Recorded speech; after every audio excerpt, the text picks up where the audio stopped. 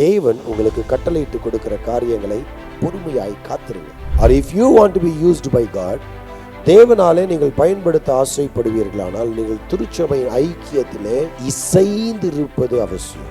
நாம் ஒன்று கூடி ஒரு மனதோடு ஜெபித்தால் கர்த்தர் தேசத்திற்கு சேமத்தை உண்டு பண்ணுவார். அவர் சமூகத்திலே காத்திருக்கிறவர்கள் அவருக்கு கீழ்ப்படிந்து அவருடைய பிரசன்னத்திலே ஒருமனப்பட்டு தேவ வல்லமைக்காக காத்திருக்கிறவர்களை கொண்டு கர்த்தர் அநேக பெரிய காரியங்களை அதிசயங்களை செய்ய வல்லவராக இருக்கிறார். நான் என்ன பண்ணிட்டு இருக்கேன் இன்னைக்கு உண்மையை சொல்லணும்னா, we are more gifted, more talented, more skilled, more knowledgeable than Peter. பேதுருவும் கூட்டாளிகள் கர்த்தருக்கு கீழ்ப்படிந்து காத்திருந்து ஜெபத்திலே தரித்திருந்தார்கள். தேவ சித்தம் அவர்களிடத்தில் நிறைவேறியது. ஜெபத்தில் காத்திருக்கிற ஜெபிக்கிறவர்களை, தேவ பிரசன்னத்தில் காத்திருக்கிறவர்களை கர்த்தர் வல்லமையாக வேண்டும்.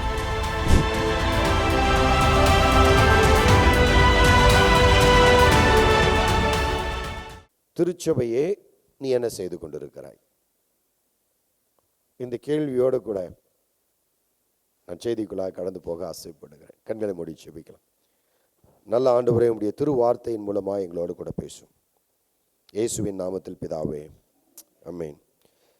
அப்போஸ்தலர் நடபடிகள் 2ஆம் அதிகாரம் 41ஆம் வசனத்தை வாசிக்க அன்பாய் கேட்டுக்கொள்கிறேன். அவனுடைய வார்த்தையை சந்தோஷமாய் ஏற்றுக்கொண்டவர்கள், அவனுடைய பேதுருவினுடைய அப்போஸ்தலர் பேதுருவினுடைய வார்த்தையை சந்தோஷமாய் ஏற்றுக்கொண்டவர்கள் ஞானஸ்நானம் பெற்றார்கள். ஞானஸ்நானம் பெற்றார்கள். அன்றைய தினம் ஏறக்குறைய 3000 பேர் சேர்த்து கொள்ளப்பட்டார்கள். அன்றைய தினம் கிட்டத்தட்ட 3000 பேர், ஏறக்குறை 3000 பேர் கிறிஸ்துவுக்குள்ளாக திருமுழுக்கு உடன்படிக்கைக்குள்ளாக கடந்து வந்து மிகப்பெரிய எழுப்புதலை உண்டு பண்ணினார்கள். பேதுரு ஒரு வல்லமையான செய்தியை அங்கே தருகிறார். இந்த 3000 பேர் டிக்கெட் வாங்கிட்டு கான்சர்ட்டுக்கு வந்த மாதிரி வரல. இந்த 3000 பேர் ஆராதனைக்கு ஆயத்தமாக வரல. இந்த 3000 பேர் ஏற்கனவே சுவிசேஷத்தை கேட்டு இங்க வரல.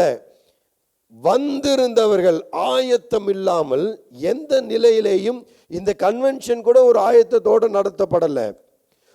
வந்தவர்கள் யூத பண்டிகையை அனுசரிக்கும்படியாக எருசலேமுக்கு வந்தவர்கள் இங்கே திடீரென்று இந்த பெந்தகோஸ்தே நாளிலே நடந்த அற்புதத்தை காண்கிறார்கள்.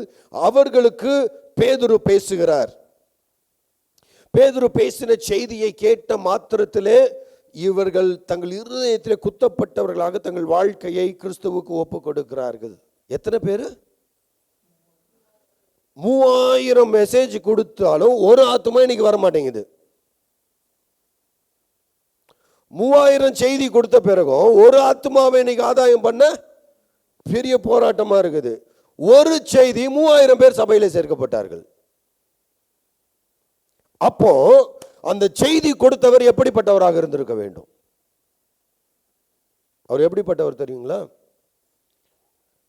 எனக்கு தெரிஞ்சு ஒருவேளை அவர் இன்னைக்கு இருந்திருந்தாருன்னா அவர் உடன் ஊழியர்களாக இருந்த அப்போஸ்தலர்கள் முந்திரி கோட்டைன்னு கூப்பிட்டுருப்பாங்க. துருன்னு எதையாவது பண்ண வேண்டியது இருக்கிறதுலே அவர் தான் மூத்தவர். ஆனா யோசிச்சு செய்யறதில்லை. இயேசுவானவர் தன்னுடைய மரணத்தை குறித்து முன் அறிவித்த பொழுது அவரை கூப்பிட்டு தனியாக கூப்பிட்டு போறாரு. ஏன்னா வயசில் பெரியவர், அந்த ரேஞ்சில் அவரை டீல் பண்ணுறாரு. கூப்பிட்டு போய், இங்கே பாருப்பா, இப்படிலாம் பண்ணக்கூடாது ஆண்டவரே, நீங்கள் இப்படிலாம் மறிக்கிறேன்னு பேசிக்கிட்டே இருக்கிறீங்க, அடிக்கடி பேசுகிறீங்க, நெகட்டிவாக பேசுகிறீங்க, நல்லா இல்லை இது. Don't talk like that. எப்போ பார்த்தாலும் மறித்துருவேன் பேசினா என்ன அர்த்தம்? ஆண்டவர் அவனை பார்த்து, என் மேலே அன்பு நிறைந்தவனு இன்னும் கண்ணீர் விடல, அப்பாலே போய் எனக்கு பின்னாக போ சாத்தானேன்னாரு. எனக்கு பின்னாக போ சாத்தானே. சேவல் கூவதற்கு முன்பாக நீ என்னை மறுதலிப்பாய். 3 தரம், ரொம்ப ஸ்பெசிஃபிக். ஆண்டவருடைய வார்த்தைகள் நீங்கள் பார்த்தீங்கன்னா ரேண்டமாலாம் சொல்ல. சேவல் கூவும் முதல் காரியம். அதுக்கு முன்னாடி நீ எத்தனை முறை மறுதலிப்ப? 3 முறை. ரொம்ப ஸ்பெசிஃபிக்காக சொல்லு. நான் மறிக்க நேரிட்டாலும் அப்படின்னு அதே 3 முறை செஞ்சாரு. சரிங்களா? அதோடு நிறுத்தலை. உயிர்த்தெழுந்த இயேசு கிறிஸ்து உயிர்த்தெழுந்தவராக தன்னை காண்பித்த பிறகு அவங்க ஃப்ரெண்ட்ஸ் கிட்டலாம் போய் சொல்கிறாரு, நான் மீன் பிடிக்க போகிறேன், பழைய தொழிலை விட்டுட்டு வந்துட்டோம், ரொம்ப நாள் ஆச்சு, கிட்டத்தட்ட 3.5 வருஷமாக நம்ம தொழில் செய்யலை, இப்போ இயேசுவும் கூட இல்லை, உயிர் தெழுந்துட்டாரு, பார்த்தோம் நம்மெல்லாம் கரெக்டு தான், ஆனாலும் நான் மீன் பிடிக்க போகிறேன். இந்த பேதுரு ஒரு செய்தியை கொடுக்கிறார். 3000 பேர் இருதயத்தில் குத்தொண்டவர்களாக அன்றைக்கு இயேசுவுக்கு தங்கள் வாழ்க்கையை ஒப்பு கொடுத்தார்கள். Peter was not a great orator, is not, சிறந்த பேச்சாளர் இல்லை. எனக்கு நிறைய பேச்சாளர்களை ரொம்ப பிடிக்கும், ஆனால் பேதுரு சிறந்த பேச்சாளர் இல்லை. பேதுரு ஒரு பிரபலமான பிரசங்கியும் இல்லை. இல்லை, நீங்கள் போஸ்ட் அடித்து ஒட்டோன்னா இன்னார் இந்த மாதிரி ஒரு பெரிய பிரசங்கியார் வரப்போகிறார் அப்படின்னா நிறைய பேர் வருவாங்க. அப்படிப்பட்ட பிரபலமான பிரசங்கியும் பேதுரு இல்லை. 3000 பேர் ரட்சிக்கப்பட்டாங்கன்னா, இப்போ நான் மைக் யூஸ் பண்ணுறேன் இல்லைங்களா, 3000 பேருக்கு கம்யூனிகேட் ஆகிருக்கணும். அங்கே 3000 பேர் அன்றைக்கி ரட்சிக்கப்பட்டாங்க. கேட்டவங்க எத்தனை பேருன்னு தெரியாது, பல ஆயிரம் பேர். எனக்கு நான் நினைக்கிறேன் மோர் தென் 10,000 பேருக்கு மேலே கேட்டிருப்பாங்க. இந்த 10,000 பேருக்கும் அதிகமானவர்களுக்கு ஒரு செய்தியை பேச வேண்டும் என்று சொன்னால் எவ்வளோ எக்யூப்மெண்ட்ஸ் வேணும் இல்லை? ஸ்பீக்கர், என்ன பவர்ஃபுல் ஸ்பீக்கர்ஸ் வேணும், என்ன தெளிவான ஆடியோ வேணும், மிக்சர் வேணும், ஆம்பியன்ஸ் கரெக்டாக இருக்கணும், சவுண்ட் ப்ரூஃப் வேணும், நிறைய வேணும், பயங்கரமான அரேஞ்ச்மெண்ட்ஸ் வேணும். நீங்கள் ஒரு கான்சர்ட்லாம் நீங்கள் போய் பார்த்தீங்கன்னா தெரியும், அந்த கான்சர்ட்டுக்கான ஒரு ஸ்டேஜ் எப்படி போடுறாங்க, ஆடியோ சிஸ்டம் எப்படி செட் பண்ணுறாங்க, லைட்டிங் எப்படி செட் பண்ணுறாங்க, அதெல்லாம் நம்ம பார்க்கணும். ரொம்ப பெரிய செலவில் இதெல்லாம் பண்ணால் தான் 10,000 பேருக்கு மேலே என்ன செய்ய முடியுமா, போய் செய்தியை கொடுக்க முடியும். ஒன்றுமே இல்லை அவர் கையில் எதுவுமே இல்லை. there was no equipments to amplify his voice.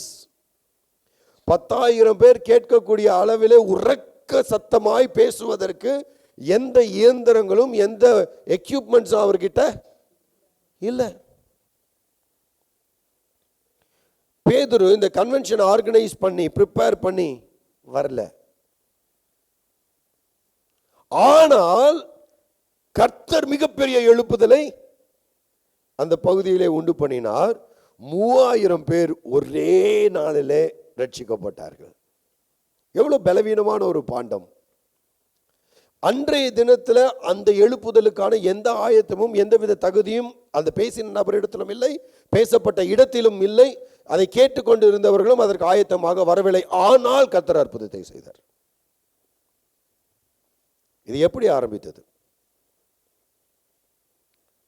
The topic for today is all great movements begins with small sparks. மிகப்பெரிய இயக்கங்கள் மிக சிறிய பொறியாக தான் தோன்றுகிறது. All great movements begins with small sparks. திரும்ப தமிழ்ல சொல்றேன். மிகப்பெரிய இயக்கங்கள் மிக சிறிய பொறிகளாக தான் ஆரம்பிக்கிறது. 3000 பேர் ஒரே நாள், அதன் பிறகு வாசி பாருங்க 5000 பேர். இது எங்க இருந்து ஆரம்பித்தது, எதன் அடிப்படையில் நடந்தது? முதலாவது காரியம் the hope of resurrection, உயிர்த்தெழுதலின் நம்பிக்கை. பேதுரு பிரசங்கிக்கும் பொழுது அருமையாக ஒரு செய்தியை அங்கே சொல்லுகிறார். இங்கே வந்தவர்கள் யூத மார்க்கத்தை அமைந்தவர்கள், யூத பண்டிகையை கொண்டாடும்படியாக வந்திருக்கிறார்கள். இவர்கள் தங்கள் மூதாதையர்களிலே மிக முக்கியமானவராக கருதுகிற தங்கள் ராஜாவாகிய தாவீதை குறித்து ஒரு காரியத்தை இங்கே சொல்லுகிறார். 25ஆம் வசனம்.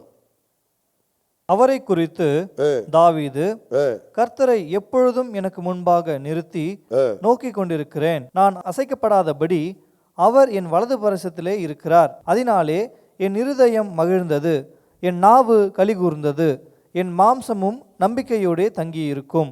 என் ஆத்துமாவை பாதாளத்தில் விடீர், உம்முடைய பரிசுத்தர் அழிவை காண ஒட்டீர். ஜீவ மார்க்கங்களை எனக்கு தெரியப்படுத்தினீர், உம்முடைய சன்னிதானத்திலே என்னை சந்தோஷத்தினால் நிரப்புவீர் என்று சொல்லுகிறான். சகோதரரே சகோதரரே, கோத்திர தலைவனாகிய தாவீதை குறித்து நான் உங்களுடனே தைரியமாய் பேசுகிறதற்கு இடம் கொடுங்கள். அவன் மரணம் அடைந்து அடக்கம் பண்ணப்பட்டான். அவனுடைய கல்லறை இந்நாள் வரைக்கும் நம்மிடத்தில் இருக்கிறது. இங்க சொல்றாரு, கோத்திர தலைவனாகிய தாவீதை குறித்து உங்களோடு நான் பேச ஆசைப்படுகிறேன். இந்த கோத்திர தலைவனாகிய தாவீதினுடைய சங்கீதம் அதுக்கு முன்னாடி இருக்கிறது. அவர் சொன்ன அந்த பகுதி 25 இருந்து நீங்க வாசிக்கிற அந்த பகுதி சங்கீதம் 16 இருந்து பேதுரு அவர்கள் அதை மேற்கோளிட்டு காட்டுகிறார். சரிங்களா?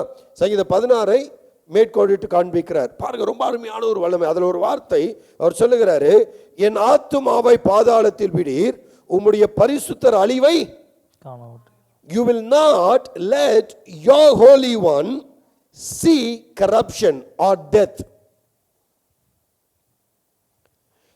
உம்முடைய பரிசுத்தர் அழிவை காண ஒட்டீர். அவங்க பாதாளத்தில் அழிந்து போக மாட்டாங்க, அவங்க மரிக்க மாட்டார்கள் என்று சொல்லி அவரை பற்றி சொல்லி இருந்தால், அவர் கல்லறை இன்றளவு நம்ம இடத்துல இருக்குது. அவன் மரித்தான், அவன் கல்லறை இன்னமும் இங்கே இருக்கிறது. யாருடைய கல்லறை? தாவீதினுடைய கல்லறை இன்றளவும் இருக்கிறது. அருமையானவர்களே, அடுத்த வசனம் வாசிங்க. அவன் தீர்க்கதரிசியாய் இருந்து உன் சிங்காசனத்தில் வீற்றிருக்கிற மாம்சத்தின்படி உன் சந்ததியிலே கிறிஸ்துவை எழும்ப பண்ணுவேன் என்று தேவன் தனக்கு சத்தியம் பண்ணினதை அறிந்தபடியால் அவன் கிறிஸ்துவினுடைய ஆத்துமா பாதாளத்திலே விடப்படுவதில்லை என்றும் அவருடைய மாம்சம் அழிவை காண்பதில்லை என்றும் முன்னறிந்து அவர் உயிர்த்தெழுதலை குறித்து இப்படி சொன்னான். இந்த இயேசுவை தேவன் எழுப்பினார். இதற்கு நாங்கள் எல்லோரும் சாட்சிகளாய் இருக்கிறோம். தாவீது அவரை பற்றி சொல்லவில்லை, அவன் தீர்க்கதரிசியாக இருந்து வரப்போகிற கிறிஸ்துவை குறித்து, மேசியாவை குறித்து சொன்னான். அந்த கிறிஸ்து, அந்த மேசியா கர்த்தராகிய இயேசு கிறிஸ்து. இந்த கர்த்தராகிய இயேசு கிறிஸ்துவை தேவன் எழுப்பினார். இதற்கு நாங்கள் சாட்சிகள். The empty tomb was their hope, because Jesus did die and was buried. இயேசுவும் சிலுவையிலே தன் ஜீவனை தந்தார், அவரும் அடக்கம் பண்ணப்பட்டார். தாவீது திரும்ப எழுந்தரிக்கவில்லை, இயேசு உயிரோடு எழுந்தருளினார். தாவீதினுடைய கல்லறை மூடப்பட்ட கல்லறையாக இன்றும் இருந்து கொண்டிருக்கிறது. கிறிஸ்து இயேசுவின் கல்லறை திறக்கப்பட்ட கல்லறையாக, உயிர்த்தெழுந்த நாதராக அவர் உயிர்த்தெழுந்து அந்த உயிர்த்தெழுதலின் நம்பிக்கையை தனக்கு தந்தபடியினாலே பேதுரு அங்கே இறங்கி செயல்படுகிறார். இந்த அற்புதத்தை நடத்தினது கிறிஸ்து இயேசுவின் உயிர்த்தெழுதல் வல்லமை. The hope of resurrection, உயிர்த்தெழுதலின் நம்பிக்கை. முதலாவது காரியம். இரண்டாவது காரியம், the pouring of the Holy Spirit. 33ஆம் வசனம். அவர் தேவனுடைய வலது கரத்தினாலே உயர்த்தப்பட்டு பிதா அருளிய வாக்குத்தத்தத்தின்படி பரிசுத்த ஆவியை பெற்று நீங்கள் இப்பொழுது காண்கிறதும் கேட்கிறதுமாகிய இதை பொழிந்தருளினார். தாவீது பரலோகத்திற்கு எழுந்து போகவில்லையே, நான் உம்முடைய சத்துருக்களை உமக்கு பாதப்படியாக்கி போடும் வரைக்கும் நீர் என் வலது பாரிசத்தில் உட்காரும் என்று கர்த்தரின் ஆண்டவருடனே சொன்னார் என்று அவனே சொல்லியிருக்கிறான். The Lord said to my Lord, கர்த்தர் என் ஆண்டவரோடே சொன்னார். Not to me. He was a king and he was not talking about his kingdom. He was talking about unshakable, unchangeable, immovable, strong kingdom. அசைக்கப்பட முடியாத, அழிக்கப்பட முடியாத, தோற்கடிக்கப்பட முடியாத தேவ ராஜ்யத்தை குறித்து பேசினார். யாரு? தாவீது. இந்த தேவ ராஜ்யத்தை கர்த்தர் கட்டினார் எப்படி? பரிசுத்த ஆவியானவரை அருளி செய்து. பெந்தகோஸ்தே என்னும் நாள் வந்தபோது அவர்கள் எல்லாரும் ஒருமனப்பட்டு ஓரிடத்தில் வந்திருந்தார்கள். அப்பொழுது பலத்த காற்று அடிக்கிற முழக்கம் போல வானத்திலிருந்து சடுதியாய் ஒரு முழக்கம் உண்டாகி அவர்கள் உட்கார்ந்திருந்த வீடு முழுவதையும் நிரப்பிற்று. அல்லாமலும் அக்கினிமயமான நாவுகள் போல பிரிந்திருக்கும் நாவுகள் அவர்களுக்கு காணப்பட்டு அவர்கள் ஒவ்வொருவர் மேலும் வந்து அமர்ந்தது.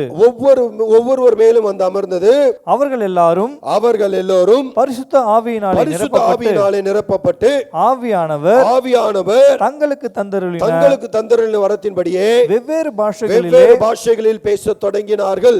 There was the pouring of the Holy Spirit. Because அப்போஸ்தலர் 1:8 படியாக நாம் அவர்கள் வல்லமை பெறுவதற்கு, அவர்கள் சாட்சிகளாக உலகத்தின் எல்லை பரியந்தம் போய் சேர்வதற்கு, சாட்சிகளாய் வாழ்வதற்கு பரிசுத்த ஆவியானவரின் பலன் அவர்களுக்கு தேவைப்பட்டது.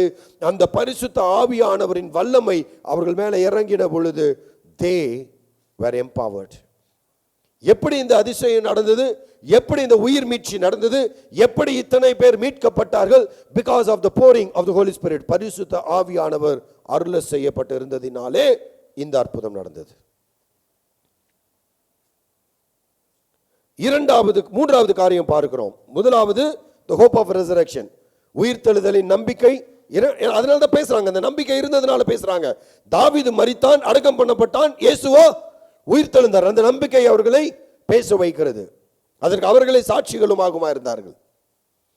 இரண்டாவது காரியம், இதையும் பறைசாற்றுவதற்கு இல்ல, வேலைக்கார பெண்ணை பார்த்து பயந்து ஓடி போன பேதுருவுக்கு இந்த தைரியம் வந்ததுக்கு காரணம் பரிசுத்த ஆவியினுடைய அபிஷேகம். பரிசுத்த ஆவியானவர் அவர்களிடத்தில் வந்த பொழுது அவர்கள் பலன் அடைந்தார்கள். விளங்குதுங்களா? அவர்கள் பலன் அடைந்தார்கள். அந்த பலன் என்று சொல்லப்படுகிற வார்த்தை அப்போஸ்தலர் 1:8 கிரேக்க மொழியில it is called the dunamis. டுனாமிஸ்னா அதிலிருந்து வந்ததான் ஆங்கில வார்த்தை டைனமைட்.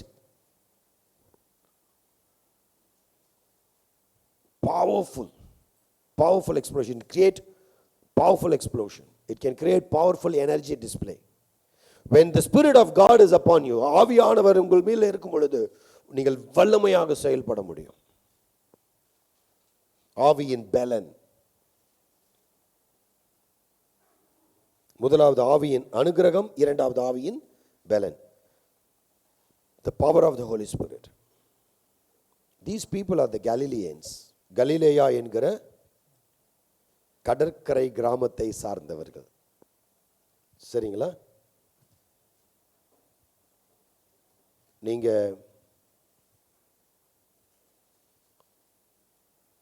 சில குப்பங்கள் இருக்குது இல்லையா, அங்கிருந்து வந்து திடீர்னு அங்க இருக்கிற மக்கள் திடீர்னு அவங்க போய் ஒரு 5 வருஷம் 6 வருஷம் வெளியே எங்கேயாவது போயோ இல்லை அங்கே இருக்கும் பொழுது பயிற்சிகள் எடுத்தோ வந்து பேசியிருந்தா யா we can understand. பட் சடனாக கலிலேயராகிய இந்த மனுஷர் நம் சொந்த பாஷைகளில் பேச கேட்கிறோமே. when the power of the Holy Spirit came, they were speaking in unknown tongues. வெவ்வேறு பாஷைகளில் பேசுகிறாங்க. இன்னைக்கு there are modern technology. நீங்கள் பேசுகிறத ஆட்டோமேட்டிக்காகவே ஆடியோவில் செட் பண்ணி ஏஐ மூலமாக ஒவ்வொருத்தவங்க ஒவ்வொரு மொழியில் கேட்கறதுக்கு பண்ண முடியும். அது வந்திருக்கிறது லேட்டஸ்ட் டெக்னாலஜி. முன்னாடி தேவர் யூஸிங் ஒன் ப்ராசஸ். இந்த டிரான்ஸ்லேட்டர்ஸ் பின்னாடி உட்காந்துருப்பாங்க, எல்லாருக்கும் ஹெட்செட் கொடுத்துருவாங்க. பேசுகிறவங்க ஆங்கிலத்தில் பேசுவாங்க, அதை இங்கே உட்காந்து அவங்க டிரான்ஸ்லேட் பண்ணிகிட்டே இருப்பாங்க. You can choose your language. நீங்கள் உங்களுக்கு எந்த மொழி வேணுமோ அதை நீங்கள் சூஸ் பண்ணிக்கலாம். பெரிய கான்ஃபரன்சஸில் அது ரெகுலராக நடக்கும். அந்தந்த மொழியில் அவர்கள் டிரான்ஸ்லேட் பண்ணுவாங்க. பின்னாடி உட்காந்து டிரான்ஸ்லேட்டர்ஸ் இவங்க பேச பேச இதை டிரான்ஸ்லேட் பண்ணுவாங்க. அதை அந்த டிரான்ஸ்லேட்டட் வேர்ஷனை நம்ம கேட்டுக்கலாம். நீங்கள் பெங்காலியில் கேட்கலாம், ஹிந்தியில் கேட்கலாம், மராத்தியில் கேட்கலாம், ஸ்பானிஷில் கேட்கலாம், இல்லை உருகுவாயில் கேட்கலாம். நீங்கள் எந்த மொழியில் வேணாலும் அதை கேட்க முடியும். உங்களுக்கு அந்த எந்த மொழியிலெல்லாம் டிரான்ஸ்லேட் பண்ணப்படுகிறதோ அந்த மொழியிலெல்லாம் நம்ம அதை கேட்க முடியும். என்றது மாடர்ன் டெக்னாலஜி. வேறஸ் அன்னைக்கு பேதுரு ஒருவர் மாத்திரம் பேசுகிறார். கேட்கிற அத்துணை பேரும் தங்கள் தங்கள் ஜென்ம பாஷையிலே கேட்டார்கள். How could that be possible? Imagine I'm speaking. நான் தமிழ்லையும் ஆங்கிலத்திலும் கலந்து பேசி கொண்டிருக்கிறேன். உங்களுக்கு தெலுங்குல கேட்டுச்சுன்னா எப்படி இருக்கும்?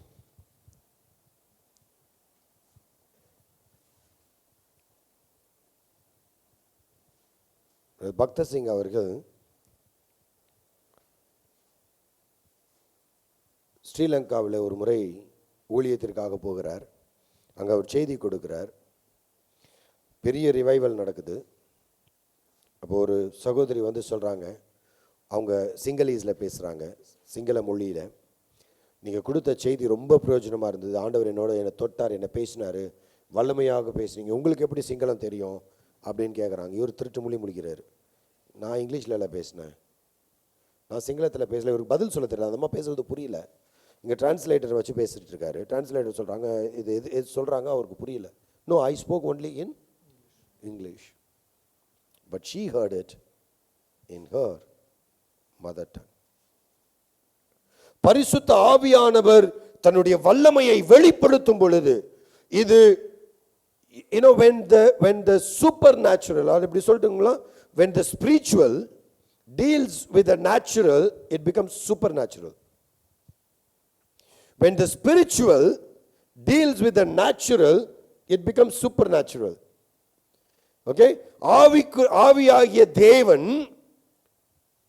நேச்சுரல் இயற்கை மனிதனாகிய இவர்களோடு கூட இசைந்து செயல்படும் பொழுது that happens to be supernatural. ஆவியானவர் உங்களோடு இருந்து செயல்படுவாரானால், ஆவியானவரின் வல்லமை உங்களிடத்தில் இருந்து செயல்படுமானால், நீங்க பேசுறத 10,000 லாங்குவேஜ்ல யாரும் கேட்கணுன்ற அவசியம் இல்லை. பட் நீங்கள் பேசுகிற விதமாக மக்கள் புரிந்து கொள்ள உங்கள் இருதயத்திலே கர்த்தர் கிரியை செய்வார். You have to act in the power of the Holy Spirit. பரிசுத்த ஆவியின் வல்லமையினாலே செயல்பட வேண்டியது அவசியமாக இருக்கிறது. How come this great revival took place on day? எப்படி இந்த பெரிய எழுப்புதல், ஒரு உயிர் மீட்சி உண்டானது? 3 காரியம். இது இவர்களுடைய பலனோ பேசினவருடைய ஆற்றலோ வல்லமையோ கிடையாது. மாறாக resurrection, the hope of resurrection, உயிர்த்தெழுதலின் நம்பிக்கையும் பரிசுத்த ஆவியின் பிரசன்னமும் பரிசுத்த ஆவியின் வல்லமையும் செயல்பட்டதினாலே அன்றைக்கு மகா பெரிய அற்புதம் நடந்தது. இங்க 2 காரியத்தை பார்க்கிறோம்.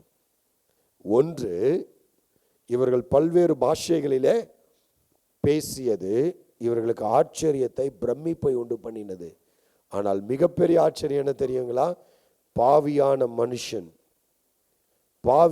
மனுஷன், நம்பிக்கையற்ற மனுஷன், தேவ கோபாக்கினைக்கு பாத்திரவான்களாயிருந்த 3000 பேர் அன்றைக்கு தேவ ராஜ்யத்திலே சேர்க்கப்பட்டார்கள். அவர்கள் வாழ்க்கை மாற்றம் அடைந்தது, மறுமலர்ச்சி அடைந்தது. இதுதான் பெரிய அதிசயம், மிகப்பெரிய அற்புதம். அன்றைக்கு 3000 பேர் நித்திய வாழ்வுக்குள்ளாக பிரவேசித்தார்கள். They also received the hope of resurrection. உயிர்த்தெழுதலின் வல்லமையை, உயிர்த்தெழுதலின் நம்பிக்கையை அவர்களும் பெற்றுக்கொண்டார்கள். That was the miracle, man. That was a miracle. என் வாழ்க்கையில் கர்த்தர் பெரிய காரியங்களை செய்திருக்கிறார். நான் சொல்லுவேன், குட்டி குட்டி காரியத்தை கூட நான் வேடிக்க, ஆண்டவரே இது கிடைச்சா நல்லா இருக்கணும், ஆண்டவர் அதை சீரியஸாக செய்வார் எனக்கு. ஆனால் மிகப்பெரிய அற்புதம் என் வாழ்க்கையில் நடந்தது. உளையான சேற்றிலே மரித்து கிடந்த என்னை ஜீவனின் அதிபதியாகிய தேவன் அவருடைய இரத்தத்தினாலே கழுவி சுத்திகரித்து, என் பாவம் நீங்க தெளித்த இருதயம் கொடுத்து, என்னை கல்வாரி இரத்தத்தினாலே மீட்டு கிறிஸ்து இயேசுவோடு கூட சுதந்திரவாளி ஆக்கி அவருடைய பிள்ளையான அதிகாரத்தை கொடுத்தார். பார்த்தீங்களா? இதை விட பெரிய அதிகாரம், பெரிய அதிசயம் எங்கேயுமே நடக்க முடியாது. இதுதான் பெரிய அற்புதம். ஆனால் இந்த அற்புதம் என் வாழ்க்கையில நடந்துச்சு. அன்றைக்கு அவர்கள் வாழ்க்கையிலே நடந்தது என்று சொன்னால், இந்த காரியங்களை நடப்பிப்பதற்கு திடீர்னு நடக்கல. It took a process to get there. திடீர்னு நடக்கல. எப்படி இத்தனை பெரிய அதிசயத்தை கர்த்தர் இந்த பலவீனமான பாண்டங்களை கொண்டு செய்தார் என்று பார்க்க வேண்டும் என்று சொன்னால், இதை புரிந்து கொள்ள வேண்டும் என்று சொன்னால், இந்த வல்லமை உங்களுடைய வாழ்க்கையிலும் என்னுடைய வாழ்க்கையிலும் செயல்பட வேண்டும் என்று சொன்னால், இந்த அப்போஸ்தலர்களும் சீஷர்களும் என்ன செய்தார்கள் என்பதை நான் அறிந்து கொள்ள வேண்டும், வாழ்க்கை பாடமாக. ஃபர்ஸ்ட் திங், அப்போஸ்தலர் 1:5 வாசிக்கலாம். ஆகையால் நீங்கள் எருசலேமை விட்டு போகாமல் என்னிடத்தில் கேள்விப்பட்ட பிதாவின் வாக்குத்தத்தம் நிறைவேற காத்திருங்கள் என்று. நீங்கள் எருசலேமை விட்டு போகாமல், இங்கே பிதாவினுடைய வாக்குத்தத்தம் நீங்கள் கேள்விப்பட்ட, எப்படி கேள்விப்பட்டீங்க? நான் உங்களுக்கு பிரசங்கித்தேன். இயேசுவானவர் பேசிக் கொண்டிருக்கிறார். உயிர்த்தெழுந்த இயேசு கிறிஸ்து தம்முடைய சீஷர்களோடு கூட அவர் பரத்துக்கு எடுத்துக்கொள்ளப்படுவதற்கு முன்பதாக இயேசுவானவர் பேசிக் கொண்டிருக்கிறார். அவர் சொல்கிறாரு, நீங்கள் என்னிடத்தில் கேள்விப்பட்ட பிதாவின் வாக்குத்தத்தம் நிறைவேற காத்திருங்கள். நிறைவேற எங்க காத்திருங்க? நிறைவேற எங்க காத்திருங்க? எருசலேமிலே காத்திருங்கள். There are two things. Number one, they have to wait. காத்திருக்கணும். எங்க காத்திருக்கணும்? எருசலேம்ல காத்திருக்கணும். இன்னைக்கு we guys are living in this fast food கலாச்சாரம் இல்ல? ஃபாஸ்ட் ஃபுட் கலாச்சாரம். நேற்று நாங்கள் இங்கே கொஞ்சம் வேலைகள்லாம் இருந்ததுனால லேட் ஆயிடுச்சு. போய் ஏதாவது பசங்களுக்கு டிஃபன் வாங்கிட்டு வந்துடலான்னு சொல்லிட்டு போனேன். போனால் அந்த சப்பாத்தி பரோட்டாலாம் டக்கு டக்குன்னு போட்டு எடுத்துடுறான். ஏற்கனவே வச்சுருக்கிறானுங்க சுட்டு, அதை எடுத்து போட்டு சூடு பண்ணி கொடுத்துட்றான். இந்த ஃப்ரைட் ரைஸ்ன்னு ஒன்று இருக்குது, அரிசியை வேக வச்சுக்கிறாங்க. அதை போட்டு செலுக்கு ஆட்டி அதில் 10 ஐட்டம்ஸை உள்ளே போட்டு அந்த சாப்பிடே அப்படின்னு. இதை விட கொடுமையான விஷயம் ஒன்று இருக்குது, 2 minutes நூடுல்ஸ். டப்பாவை ஓப்பன் பண்ணு, சுடு தண்ணியை புடி, மூடி வை, சாப்பிட்டுக்கோ. எப்படியா அதில் மட்டும் காய்கறி கெட்டு போகாமலே இருக்குது? எப்படி சமைச்சு வச்சது கெட்டு போகாமல் இருக்கு? எல்லாம் கேள்வி தெரியல, புரியல எனக்கு. ஃபாஸ்ட் ஃபுட் கலாச்சாரம் இல்லை, ஒரு ஃபாஸ்ட் ஃபுட் கலாச்சாரம்.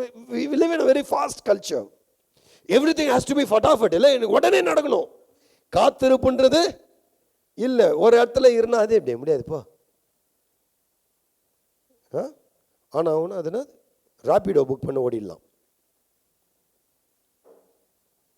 எதுக்கு போகிறேன் எவனுக்கு தெரியும், போகணுன்னு தோச்சு போயிட்டேன்.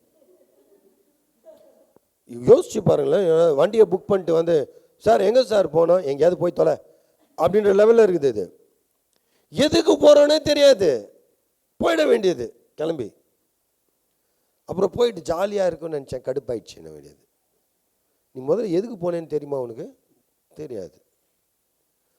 அதாவது நேரத்தை விரயம் பண்ணுறதுக்கு அவ்வளோ காரியம், வீணடிக்கிறதுக்கு, நேரத்தை வீணடிக்கிறதுக்கு நிறைய உபகரணம் டெக்னாலஜி கொடுத்துருக்குது. நல்லா விளங்குதுங்களா? Technology is very useful. I'm not against technology. தொழில்நுட்பம் ரொம்ப அவசியம், தொழில்நுட்பம் ரொம்ப உதவியாக இருக்கிறது. ஆனால் தொழில்நுட்பம் நான் அப்யூஸ் பண்ண ஆரம்பித்தேன்னா இட் அப்யூசஸ் மீ. ரைட்? சரிங்களா? நான் டெக்னாலஜி அப்யூஸ் பண்ணேன்னா அது என்ன அப்யூஸ் பண்ணிடும். That's what it is.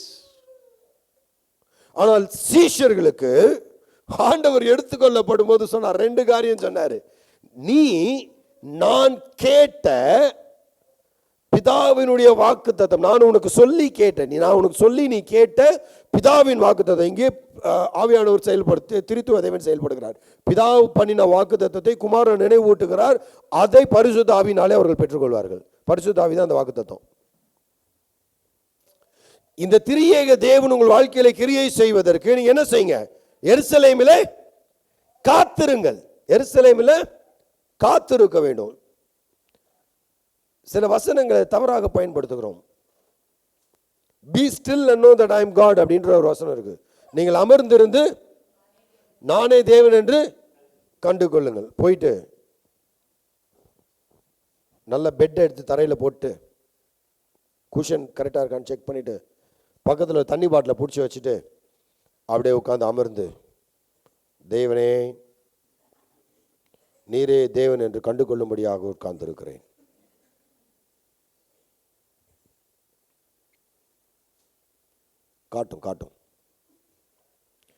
காட்டுங்க, பார்க்கறதுக்கு காத்துன்னு இருக்கிறேன்.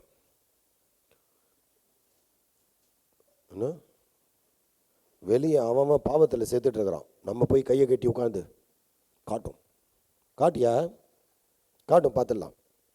என்ன அப்படி சொல்லாது. It doesn't tell you to be inactive. The scripture tells us to be active in the realm of spirituality. ஆவிக்குரிய நிலையிலே நான் என்கேஜ் ஆகிட்டே இருக்கணும். ஆவிக்குரிய காரியத்தில் நான் ஈடுபட்டு கொண்டு இருக்கணும். ஏன் இவர்கள் காத்திருந்தார்கள்? முதல் காரியம், இவர்கள் கீழ்ப்படிந்தார்கள். You remain in Jerusalem. Remain as God commands you. தேவன் உங்களுக்கு கட்டளையிட்டு கொடுக்கிற காரியங்களை பொறுமையாய் காத்திருங்க. Right? Be there. Be in God's place. தேவன் நடத்துகிற இடத்துல, தேவன் வழி நடத்துகிற விதத்தின்படியே அமர்ந்திருக்க வேண்டும். இரண்டாவது காரியம், you have to be patient. You have to be what? Patient. காத்திருக்க வேண்டும். எதற்காக? தேவன் தன்னுடைய தீர்மானத்தை நம்முடைய வாழ்க்கையில நிலைப்படுத்துவதற்காக நாம் காத்திருக்க வேண்டியது அவசியம். ரொம்ப துரித கதியாக அவசரமாக செயல்படும் பொழுது நாம் குழப்பத்தை உண்டு பண்ணுகிறோம். நிறைய பேர் இந்த ஆவியானவரை பெற்றுக்கொள்ளும்படி வந்து பேசினானுங்க. காசு கொடுத்து வாங்கிக்கலான்லாம் யோசிச்சானுங்க. இல்லை, நானும் அடுத்தவன் மேலே கையை வச்சு ஜெபம் பண்ணால் அவங்களுக்கும் பரிசுத்த ஆவி கிடைக்கணும், அதுக்கு எவ்வளோ செலவாகணும்லாம் கேட்டானுங்க. யார்கிட்ட? அப்போஸ்தலர்கிட்டே வந்து. You can't get it in that துரித கரிமா. You have to wait in the presence of God. தேவனுடைய சமூகத்தில் காத்திருக்க வேண்டியது அவசியம். அவங்க எப்படி காத்திருந்தாங்க? 12ஆம் வசனத்திலிருந்து வாசிங்கம்மா. அப்பொழுது அவர்கள் எருசலேமுக்கு சமீபமாய் ஒரு ஓய்வு நாள் பிரயாண தூரத்தில் இருக்கிற ஒலிவமலை என்னப்பட்ட மலையிலிருந்து எருசலேமுக்கு திரும்பி போனார்கள். அவங்க இங்கிருந்து அங்க வந்து திரும்ப எருசலேமுக்கு திரும்பி போயிட்டாங்க. அவர்கள் அங்கே வந்தபோது மேல் வீட்டில் ஏறினார்கள். அதில் பேதுருவும் யாக்கோபும் யோவானும் அந்திரேயாவும் பிலிப்பும் தோமாவும் பர்தலமேயுவும் மத்தேயுவும் அல்பேயுவின் குமாரனாகிய யாக்கோபும் செலத்தோ எனப்பட்ட சீமோனும் யாக்கோபின் சகோதரனாகிய யூதாவும் தங்கியிருந்தார்கள். அங்கே இவர்கள் எல்லாரும் ஸ்திரீகளோடும் இயேசுவின் தாயாகிய மரியாளோடும் அவருடைய சகோதரர்களோடு கூட ஒருமனப்பட்டு என்ன பண்ணாங்க? They gathered in one place in accordance to the scripture or accordance to the command of God. இயேசு கிறிஸ்துவினுடைய கட்டளையின்படி எருசலேமிலே மேல் வீட்டறையிலே கூடி இருந்தார்கள். ஆனா எப்படி இருந்தாங்க? ஒருமனப்பட்டு இருந்தார்கள். There was oneness when they came together. If God wants to use you, or if you want to be used by God, தேவனாலே நீங்கள் பயன்படுத்த ஆசைப்படுவீர்களானால் நீங்கள் திருச்சபையின் ஐக்கியத்திலே இசைந்திருப்பது அவசியம். நல்லா விளங்கி கொள்ளுங்க இந்த டிஃபரன்ஸ். சர்ச்சுக்கு வந்துட்டு போறதில்லை. ஒரு மனம் வேணும். நேற்று ஒரு ஜெப கூடுகைக்கு சென்றிருந்தேன். அங்கே there was a powerful statement that was made. நீ தனி நபராக ஜெபிப்பாயானால் உன் வாழ்க்கையிலே கர்த்தர் கிரியை செய்வார், மாற்றத்தை கொடுப்பார். நீங்கள் குடும்பமாக ஜெபித்தால் உங்கள் குடும்பத்தை கர்த்தர் தொடுவார், ஆசீர்வதிப்பார். நல்லா கவனிக்கிறீங்களா? தனி நபராக ஜெபித்தால் தனி நபருடைய வாழ்க்கையை கர்த்தர் தொடுவார். குடும்பமாக ஜெபித்தால் குடும்பத்தை கர்த்தர் ஆசீர்வதித்து கனம் பண்ணுவார். நாம் ஒன்று கூடி ஒரு மனதோடு ஜெபித்தால் கர்த்தர் தேசத்திற்கு சேமத்தை உண்டு பண்ணுவார். அல்லேலூயா, ஆமென், ஆமென். ஒருமனப்பட்டு நாம் ஜெபிக்கும் பொழுது, நாம் ஒருமனப்பட்டு, நீங்கள் 2-3 பேர் ஒருமனப்பட்டு என் நாமத்தினால எதை கேட்பீர்களோ அதை செய்வேன் ஆண்டவர் வாக்கு கொடுத்திருக்கிறார். ஒரு மனம் வேணுங்க சபையில இன்னைக்கு ஒரு மனம் இல்லை. அவங்க பாருங்க, ஒருமனப்பட்டு என்ன செய்யறாங்க? ஜெபத்திலும் வேண்டுதலிலும் தரித்திருந்தார்கள். ஜெபத்திலும் வேண்டுதலிலும் தேவன் சொன்னார், சொன்னதுக்கு கீழ்ப்படிந்து காத்திருந்தார்கள். சும்மா இல்ல, ஒருமனப்பட்டு ஜெபித்தார்கள். ஒருமனப்பட்டு ஜெபித்தார்கள். எத்தனை பேர் தெரியுமா? 120 பேர் அங்கே கூடியிருந்தார்கள். 120 பேருக்குள்ளேயும் தேவ கிருபையும் ஒற்றுமையும் இருந்தது. நமக்குள்ள இருக்கா? நமக்குள்ள இருக்கா ஒருமனப்பாடு?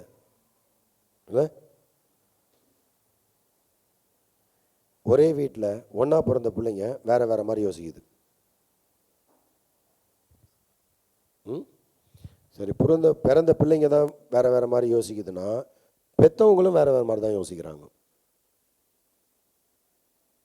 சரி, பெற்றவங்க தான் வேற வேற மாதிரி யோசிக்கிறாங்கன்னா, மற்றவங்களும் வேற வேற மாதிரி தான் யோசிக்கிறாங்க. இங்கே எங்கே ஒற்றுமை இருக்குது?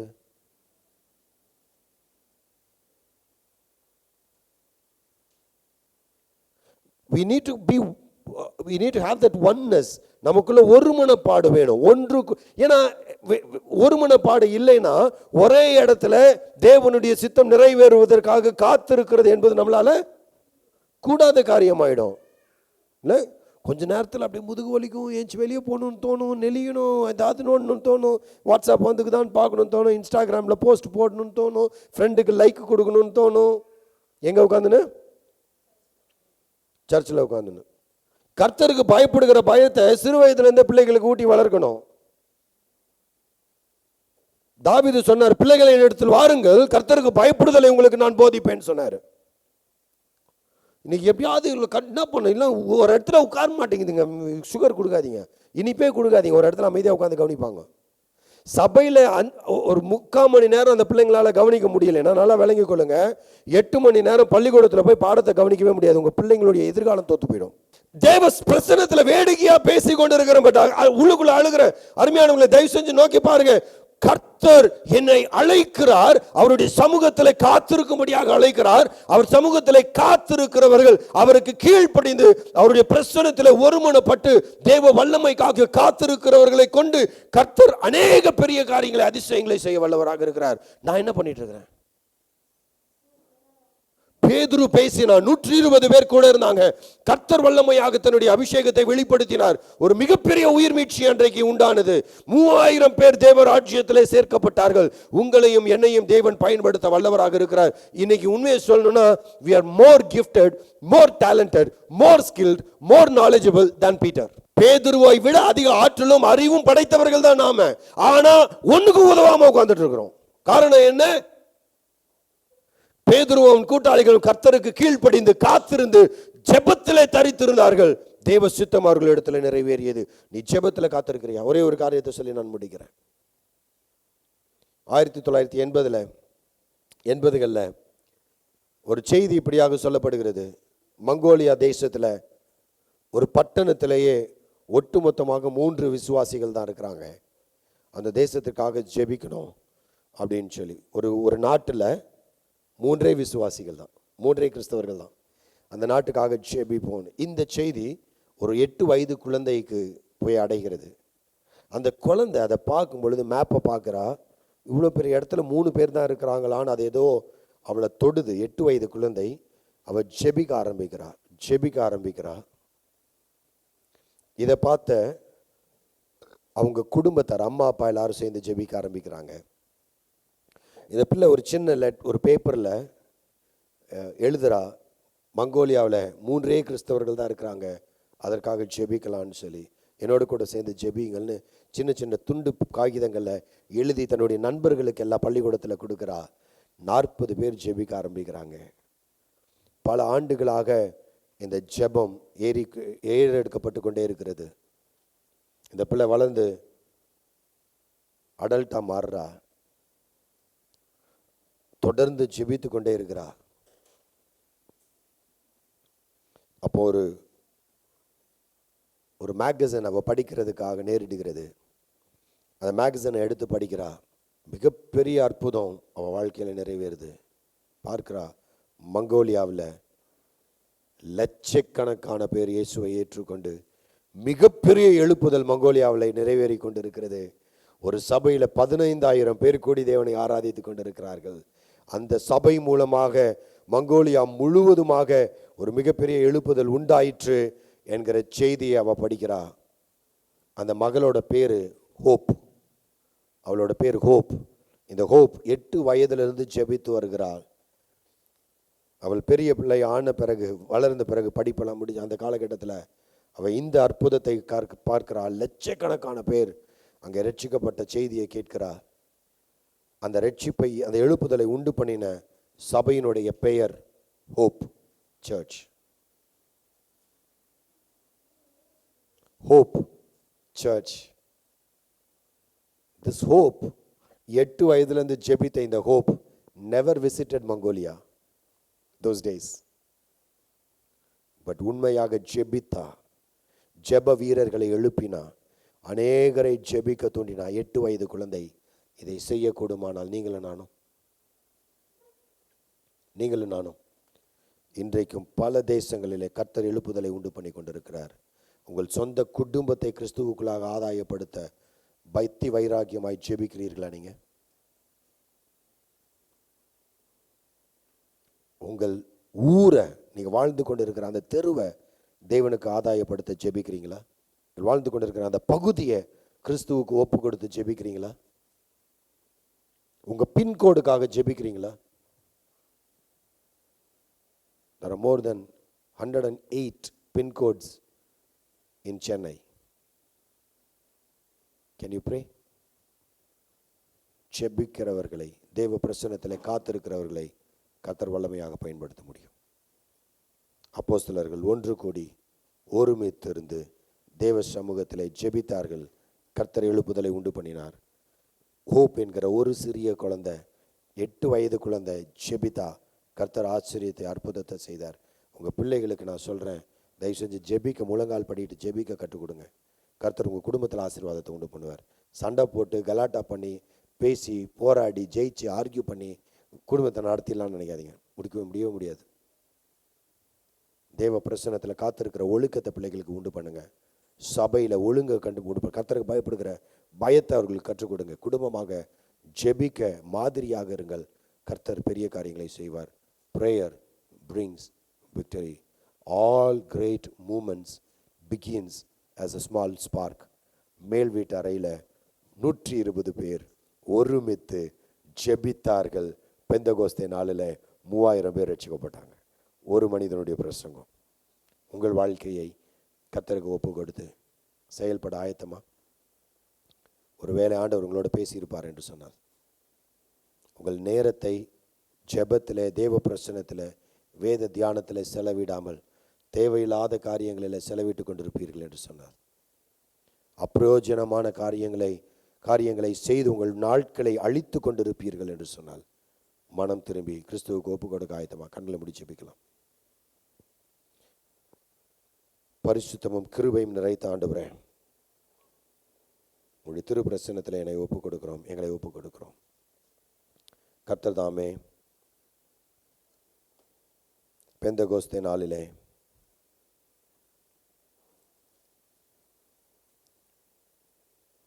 உம்முடைய தாசனாகிய பேதுருவை கொண்டு மகா பெரிய விடுதலையை கட்டளையிட்டு தந்தீர். 3000 பேருக்கும் அதிகமானவர்கள் அன்றைக்கு தேவ ராஜ்யத்தில் தங்கள் பாவம் அறிக்கை செய்து மன்னிக்கப்பட்டவர்களாக ஞானஸ்நானம் பெற்று திருச்சபையில் இணைந்தார்கள். இன்றைக்கும் கர்த்தர் அநேக அற்புதங்களை செய்து வருகிறீர். நாங்கள் அதில் இணைந்திருக்கிறோமா என்கிற கேள்வியோடு, ஆண்டவரே, உமக்கு பிரியமில்லாத வாழ்க்கை எங்களிடத்தில் இருக்குமானால் கர்த்தர் அதை மாற்றி ஒழுங்குபடுத்த உடைய பிரசன்னத்தில் காத்திருக்கிற ஜெப வாழ்வை கர்த்தர் எங்களுக்கு தர ஜெபிக்கிறோம். ஜெபத்தின் வல்லமையை இன்றைக்கு கேட்டோம். இந்த வல்லமை எங்கள் வாழ்க்கையில் உண்மையாகும்படி கர்த்தர் உதவி செய்வீராக. இயேசு கிறிஸ்துவின் திருநாமத்தினாலே ஜெபிக்கிறோம் நல்ல பிதாவே.